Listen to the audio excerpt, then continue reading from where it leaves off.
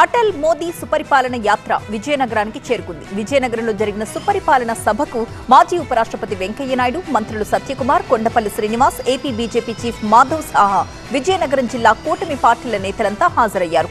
దేశ సర్వతోముఖాభివృద్ధి కోసం పనిచేసిన ప్రధాని వాజ్పేయి అని వెంకయ్య నాయుడు గుర్తు చేశారు. దేశానికి అణుబాంబు కావాలని వాజ్పేయి ఉద్యమం చేశారన్నారు మాధవ్. పనికి ఆహార పథకం, కిసాన్ క్రెడిట్ కార్డులతో గ్రామీణ అభివృద్ధికి వాజ్పేయి కృషి చేశారని మంత్రి సత్యకుమార్ అన్నారు. మన యొక్క దేశం యొక్క సర్వతోముఖ అభివృద్ధి కోసం పనిచేసే ప్రభుత్వాన్ని సుపరిపాలన ప్రభుత్వం అంటారు. ఈ దేశంలో మొట్టమొదటి కాంగ్రెసేతర ప్రభుత్వాన్ని ఏర్పాటు చేసిన మన ప్రియతమ నాయకుడైన శ్రీ అటల్ బిహారీ వాజ్పేయి గారు ఈ సుపరిపాలన దానికి శ్రీకారం చుట్టాడు.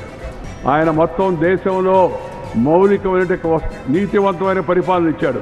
ప్రతిపక్షాలు కూడా ఆయన వ్యతిరేకించేవాళ్ళు కూడా, సిద్ధాంతాన్ని కాదనేవాళ్ళు కూడా అటల్ బిహారీ వాజ్పేయిని వేలెత్తి చూపించేట పరిస్థితి ఆ రోజు నుంచి ఈ రోజు వరకు కూడా లేదు అని చెప్పిన సందర్భంగా మీకు మనం చేస్తాను.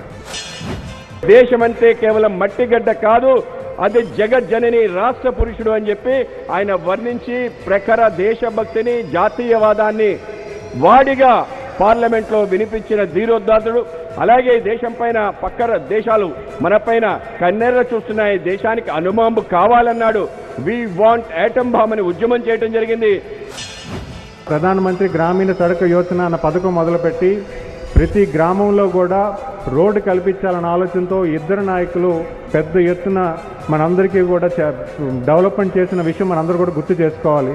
ఈరోజు ప్రతి గ్రామంలో కూడా రోడ్డు వేసుకున్నామంటే ఆ పథకం మొదలుపెట్టినటువంటి అటల్ బిహారీ వాజ్పేయి గారు దాన్ని పూర్తి స్థాయిలో అన్ని గ్రామాల్లో తీసుకున్నటువంటి గౌరవ ముఖ్యమంత్రి గారి విషయాన్ని మనం తెలియజేసుకోవాలని మనవి చేసుకుంటున్నాను.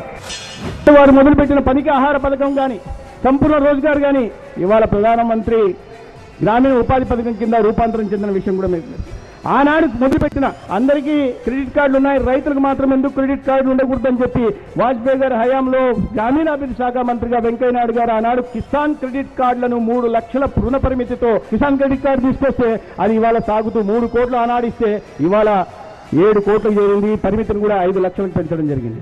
దాని తర్వాత నేటి ప్రధానమంత్రి హయాంలో కూడా మనం అనుకుంటున్నాం, అందరం మాట్లాడుకున్న స్మార్ట్ సిటీలు వారి హయాంలో మొదలయ్యాయి.